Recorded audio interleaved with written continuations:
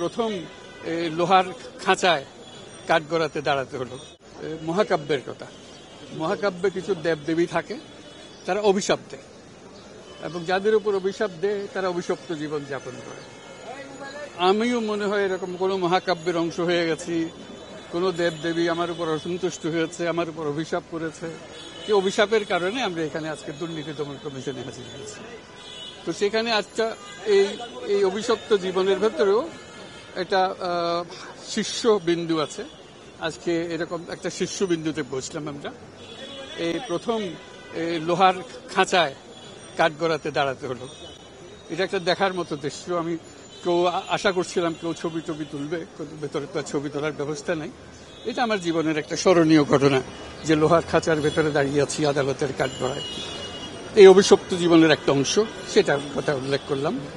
এবং এর একটা হলো যে আমরা নোবেল পুরস্কারের কথা সবাই জানি, সবাই বুঝি। দুটো নোবেল পুরস্কার দেওয়া হয়েছিল, একটা ছিল আমার নামে, একটা ছিল গ্রামীণ ব্যাংকের নামে।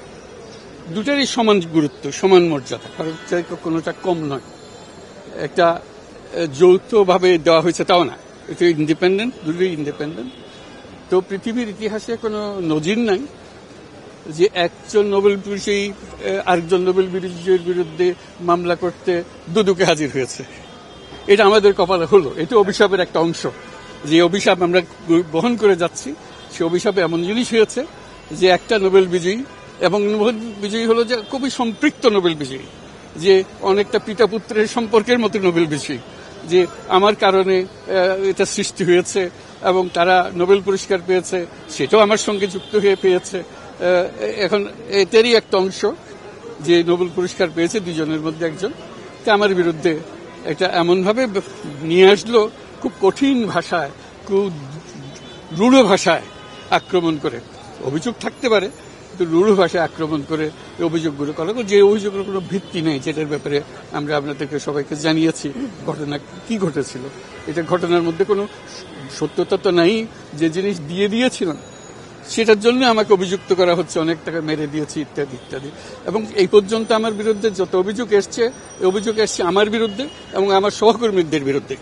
তারা অভিশাপের একটা অংশ, সেই অভিশাপ তাদের উপরে পড়েছে। এইটা আমার কাছে খুব কঠিনভাবে আমার মনে দাগ কেটেছে, কষ্ট লেগেছে, কারণ আমার পরিবারকে আক্রমণ করেছে। এটা আমার কাছে মোটেই গ্রহণযোগ্য হয়নি যে আমার বাবাকে আক্রমণ করেছে, আমার ভাই বোনদের আক্রমণ করেছে। তো সেটা এই যে অভিশপ্ত জীবনের একটা অংশ বলে গেলাম। আর বাকি অংশ আজকের যেটা হলো সেটা আমাদের আইনজ্ঞ মহোদয় আছেন, তিনি ব্যাখ্যা করবেন এই বিষয়টা কি ছিল, কেন আমাদের এই অভিশাপ বহন করতে হচ্ছে, সেটা আপনারা জানুন এবং সে ব্যাপারে আপনারা লিখুন।